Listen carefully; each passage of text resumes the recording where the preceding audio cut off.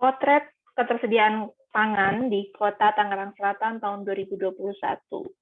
Sebagai wilayah perkotaan yang minim lahan pertanian, produksi pangan di Kota Tangerang Selatan ternyata hanya mampu memenuhi 3,8% dari kebutuhan energi penduduknya.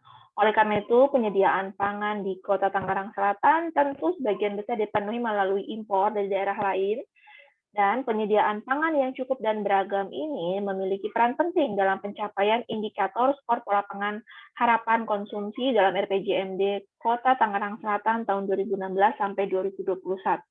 Karena penyediaan pangan adalah prasyarat terwujudnya ketahanan pangan. Oke, secara lebih detail mari kita lihat kemandirian pangan di Kota Tangerang Selatan. Memang pangan itu hanya tersedia sebesar 90 kilokalori per kapita per hari atau 3,8% saja. Proteinnya tersedia 5,6 gram per kapita per hari dari standar 63 atau hanya 8,8% saja. Dan skor pola pangan harapannya hanya 7,3 dari 100.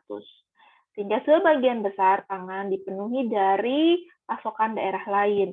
Oleh karena itu, sektor perdagangan itu merupakan sektor yang paling penting untuk mewujudkan ketahanan pangan di Kota Tangerang Selatan.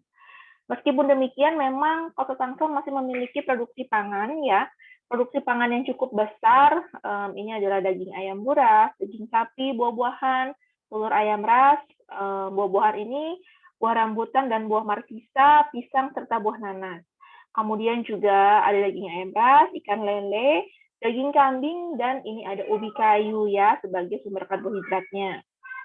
Oke, setelah dimasukkan data pasokan pangan yang diperoleh dari estimasi dari konsumsi pangan, diketahui nih ketersediaan pangan di Kota Tangerang Selatan ternyata tersedia energi 2.357 kilokalori per kapita per hari atau 98,2%.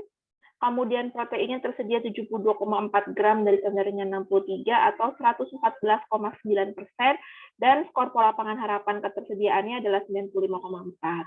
Nah, hal ini menunjukkan bahwa pangan yang tersedia sudah cukup secara kuantitas maupun secara kualitas. Kemudian untuk penyediaan, kita lihat kontribusinya sebagian besar diperoleh dari pangan nabati ya, 85% dari pangan nabati dan 15%-nya dari pangan hewani. Sama ketersediaan protein juga 66% dari pangan nabati dan 34%-nya dari pangan hewani. Nah, di sini kita bisa melihat ternyata ada target untuk skor PPH ketersediaan pangan. Targetnya adalah 95,7, sedangkan realisasinya 95,4. Jadi ada selisih 0,3 poin ya yang tidak tercapainya. Kemudian dibandingkan tahun 2019, tahun sebelumnya juga terjadi peningkatan. Tahun 2019 skor PPH-nya hanya 94,3, sedangkan tahun 2021 ini skor PPH-nya 95,4. Jadi ada perbaikan kinerja. Yang perlu dioptimalkan lagi adalah bagaimana memantau pasokan pangan dari segi jumlahnya dan dari mana asalnya, kemana beredarnya, supaya dapat mengendalikan harga juga, dan supaya tahu ternyata pasokan kita ini sudah cukup atau belum. Nah, ini adalah peran dari Dinas Ketahanan Pangan, Pertanian, dan Perikanan bekerja sama dengan Dinas Perdagangan.